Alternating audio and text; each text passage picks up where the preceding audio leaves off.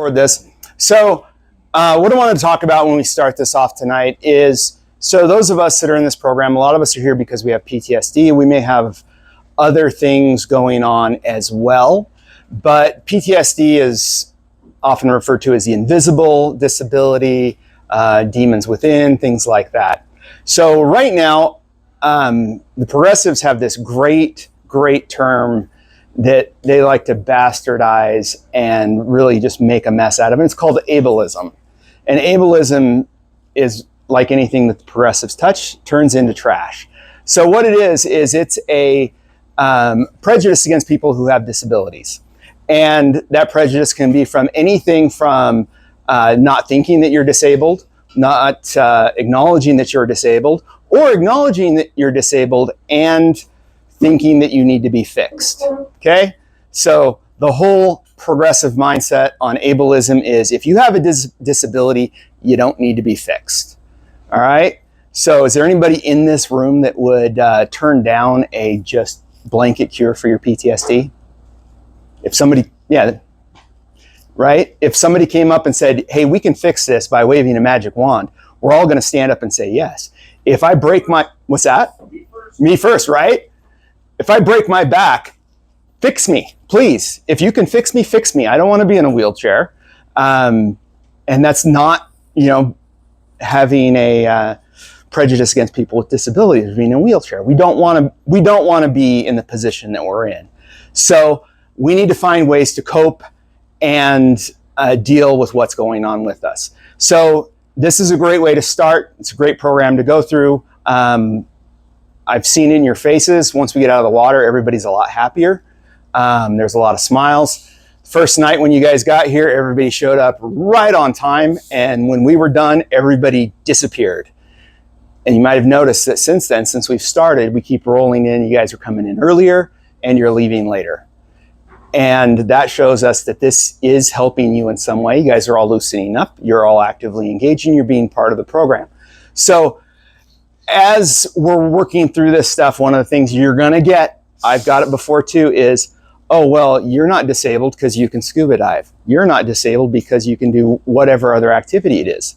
Well, when you're injured, whether or not it's a musculoskeletal problem, or a mental disability, some days are better than others. I didn't get up until about 10:30 this morning, and I only got up then because I had to. Getting up today was miserable. Some days it's not bad. So as you're going through the program, as you're doing this stuff, don't let other people influence your behavior. Don't let them guilt you into not doing stuff like this because you don't fit into basically the groups and the categories they think you should. When you've got PTSD, people think you should just be sullen and quiet and avoid people all the time. That's not the way this works. There are some times when some of us are really, really friendly and really outgoing and in great moods. And then there's other times we are absolutely not. So when you're dealing with stuff like this, you got to let people that are around you understand that your disability isn't you on your best day. It's you on your worst day. That's what you have to fight. That's what you have to overcome. You have to work through it with your families. You have to work through it with your friends, the people that you work with. My wife is very, very good at it. Everybody who's part of the dive program here has seen it. We went on a trip a few months back and we were in a 15-passenger van.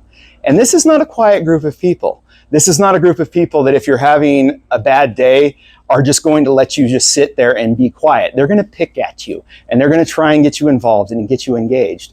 My wife understands when I'm hitting that point, and she knows how to defuse me as much as possible. But when we're dealing with this stuff, our friends and our family, it's very, very difficult for them to understand what it is that we're going through, what it is that we're dealing with. So as we're going through the program, and once you guys are done with this part of it, whether or not this is where you end your diving career and just do open water dives, whether or not you become search and rescue divers, or whatever it is you decide to do with your diving career, make sure that you're communicating that with your families. If there's an issue and you want to talk to somebody about it, talk to one of us. Brett as well. He runs a dive shop. He does all kinds of outdoor activities. We do search and rescue and recovery dives. There are days that he nor I can go out and do that stuff. You guys are going to find the exact same thing if you get more involved and start doing more of this stuff. So understand that once this stuff happens to you, you no longer get to be who you used to be. Where you started out before you became a firefighter or a law enforcement officer or a soldier, sailor, or Marine, that person is gone. There's remnants of that person, but these experiences change us, and they change us forever. I have seen some of the strongest people that I know sit in a corner and cry for an hour, and then they're fine. And then they just go back out and they just do. And those are the kinds of things that you guys are going to face. The longer you do this, the more it's going to happen to you. And for those of you who are still actively firefighters or law enforcement or currently serving, one of the worst times you're going to have is when you retire. That first few months, the first 6 months up to the first year, you're going to find that you're going to have all kinds of issues that you didn't know you had before. And it's going to be very, very difficult for you to deal with. So lean on each other, help each other out. If you find some coping mechanism or something like that that helps you, share it with everybody else. Let the rest of the group know what's working for you. Mine is avoidance. If I get really bad, I go away. It's a good time to leave me alone. And again, my wife understands that well. Not all of my friends, not all of my family understand that. So share, and hopefully this is going to make a big difference in your lives. So I'm going to turn it over to Brett, if we can find him. Brett! So, okay. So Brett's on his way in, so we're going to go from there.